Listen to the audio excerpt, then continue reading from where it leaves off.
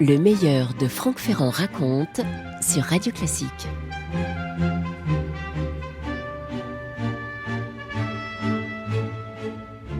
Un parfait notaire, un bourgeois du temps de Louis-Philippe. Ainsi Gauguin décrit-il le jeune Degas avec son chapeau de soie et ses lunettes bleues. Il avait 20 ans, la vingtaine, au tournant des années 1850. Ce Degas qui était le fils d'un banquier, d'un homme très fortuné, qui par ailleurs collectionnait la peinture, qu'il connaissait très bien, et qui s'appelait Auguste Degas. Mais alors, Degas, en deux mots, une particule, et le patronyme Gas, G-A-S.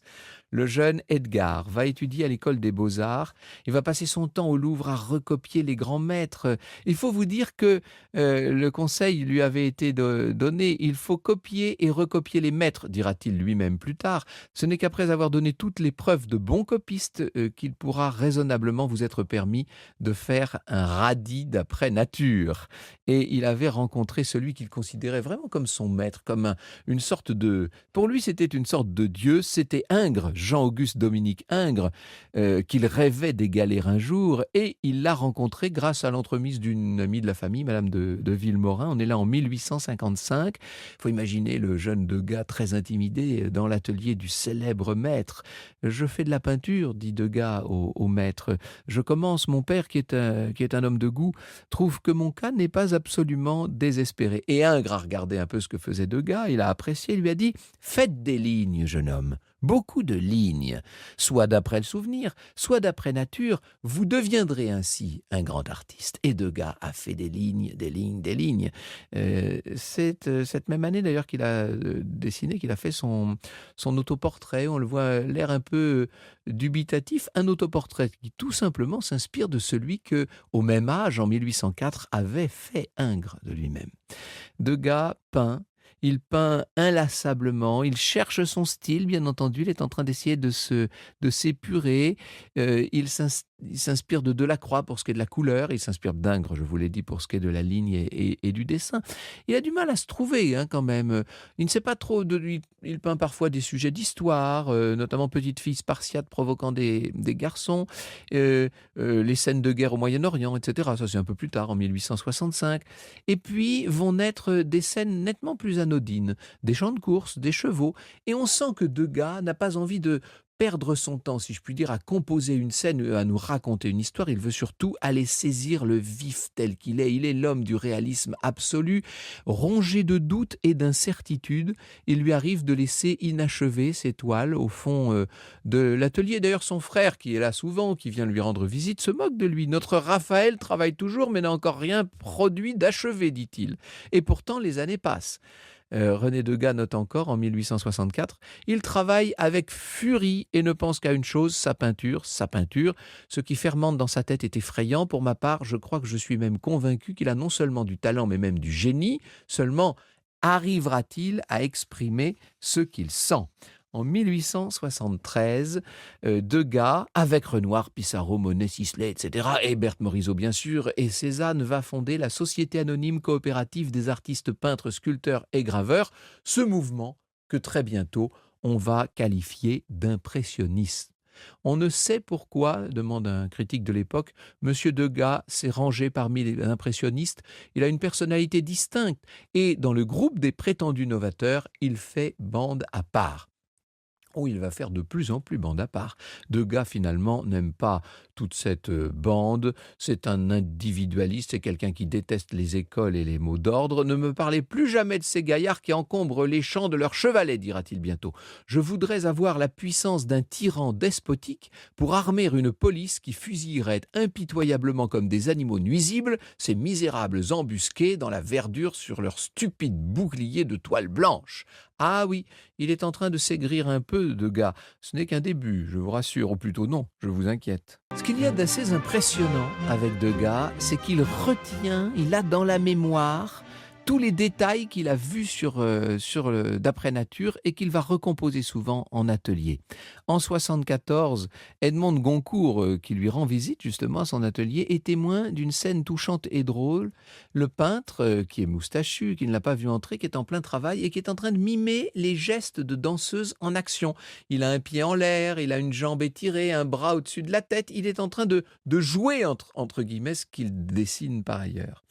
Degas ne peint pas seulement des danseuses, même si les danseuses, et le musée d'Orsay va nous le montrer là très bientôt, même si les danseuses jouent un rôle essentiel dans son inspiration, mais sous son pinceau, on voit aussi naître, prendre vie, des blanchisseuses, des repasseuses. Et Zola dira s'être inspiré pour l'Assommoir de certains des plus beaux tableaux de Degas.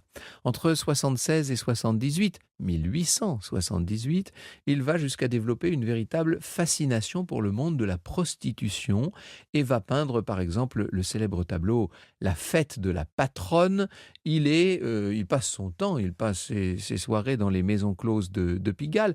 Je précise bien, pas comme client ou très peu, il est là comme reporter, si l'on peut dire. Il observe les corps de ces femmes de manière obsédante, avec une sorte de froideur un peu anatomique et qui a pu passer pour inquiétante aux yeux d'un certain nombre de ceux que la volonté presque obsessionnelle de Degas d'atteindre à la perfection réaliste a pu inquiéter.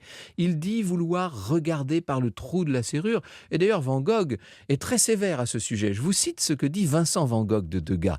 Si Degas les avait baisées, ces femmes, il aurait été bien incapable de les observer aussi cliniquement. La peinture de Degas est virile et impersonnelle, justement parce qu'il a accepté de n'être personnellement qu'un petit notaire ayant en horreur de faire la noce. C'est peut-être un peu sévère, mais c'est vrai qu'il y a chez Degas une nature qui s'éloigne de plus en plus de la vie et qui entre de plus en plus dans la peinture, d'une certaine manière. Ce qui fascinera Picasso. On sait que Picasso va acheter la fête de la patronne, beaucoup plus tard. Grâce à sa grande fortune, Picasso pouvait s'offrir ce genre de petits plaisirs. Et il va réaliser, à partir du tableau de Degas, une série de gravures où il montrera le peintre dans une attitude de voyeur, justement. « Oh, il m'aurait foutu son pied au cul, Degas, s'il s'était vu comme ça », disait Picasso. Au milieu des années 1880, on pourrait même dire là, jusqu'au début des années 1890, Degas va connaître le succès. Et l'on voit s'envoler le prix de ses toiles. On spécule maintenant sur ses huiles, on va spéculer sur ses œuvres. Il est célébré par la critique. Et d'ailleurs, alors pour tout vous dire, ça le laisse totalement de marbre. C'est pire que ça. Ça le met en colère. Ils nous ennuient avec leurs articles et leurs phrases, dit-il. Ils veulent toujours tout expliquer. On n'explique rien. Est-ce que ça les regarde que je fasse de la peinture, des bottes ou des chaussons de lisière ? Enfin, c'est de la vie privée, ça. Ah, mais vous allez voir, on n'a pas fini parce que le moins qu'on puisse dire est que le personnage devient acariâtre. Lors d'une vente retentissante, une de ses œuvres, Les danseuses à la barre, n'en atteint pas moins une somme absolument faramineuse. Alors, il y a un reporter qui se précipite vers Degas, qui lui dit « Êtes-vous heureux, cher maître, de voir votre tableau atteindre de telles valeurs ?» Et Degas dit « Ouais, je suis heureux comme le cheval qui aurait gagné le Grand Prix. » Degas est un homme difficile. Il se replie de plus en plus chez lui, dans son atelier. Il est recroquevillé un peu sur lui-même et au milieu des années 90, il va carrément renoncer à fréquenter le foyer de la danse. Il avait commencé par le foyer de la danse de l'Opéra Le Pelletier, puis avec la construction de Garnier, bien sûr, c'était devenu celui de l'Opéra Garnier. Je vais descendre bien vite la pente et rouler je ne sais où, enveloppé dans beaucoup de mauvais pastels, comme du papier d'emballage, dit-il. Et oui, il est en train de devenir plus vieux et surtout, il est en train de devenir aveugle. C'est terrible ça pour lui. Il est en train aussi de s'éloigner de ses amis. Il rompt toute relation avec ceux qui, dans l'affaire Dreyfus, se déclareraient en faveur de Dreyfus, parce qu'il est lui-même un anti-Dreyfusard terrible. Degas devint enragé au moment de l'affaire Dreyfus, raconte Paul Valéry. Il se rongeait les ongles. Au moindre indice que son interlocuteur était Dreyfusard, il devinait, éclatait et rompait net. « Adieu, monsieur !» Et il tournait le dos à jamais à l'adversaire. De très anciens amis furent ainsi coupés par lui sans délai ni recours. C'est le cas de ses vieux amis d'enfance, les Hallevy. En 1897, les Hallevy donnent un dîner. On évoque l'affaire Dreyfus. Alors, pendant un certain temps, Degas ronge son frein. Il reste silencieux, lèvres closes. Je devrais même dire lèvres pincées. Et puis d'un seul coup, Il laisse ce mot à la maîtresse de maison, il est en train de s'en aller. Il va falloir, ma chère Louise, me donner congé ce soir. Et j'aime mieux vous dire, de suite, que je vous le demande aussi pour quelque temps. Vous ne pouviez penser que j'aurais le courage d'être gai et d'amuser le tapis. C'est fini de rire. Laissez-moi dans un coin, je m'y plairai. Notre affection qui date depuis notre enfance, si je laissais tirer plus longtemps dessus, elle casserait. Eh bien c'est tout. Il ne redira jamais un mot au Halévy. Le terrible monsieur Degas s'en est allé. Le terrible et l'aveugle monsieur Degas. Avec le temps, la cécité rend de plus en plus difficile le travail de Degas, bien entendu. Il ne voit quasiment plus les couleurs et même les formes. Il peine à peindre. Et les contours des œuvres deviennent flous et les formes sont presque indéchiffrables. Vous savez qu'il se mettra un temps à la statuaire, à la sculpture pour essayer de compenser ça. Mais j'ai le souvenir, il faut voir ça vraiment, ce film que Sacha Guitry a fait en 1915, qui était d'une certaine manière sa contribution à l'effort de guerre et qui s'appelle Ceux de chez nous. Et on voit apparaître, oh c'est très subreptice, ce sont des images volées par Sacha Guitry sur la pellicule. On voit arriver Degas à un moment, je cite le maître, enfin quand je dis le maître, celui qu'on appelait ainsi Sacha Guitry.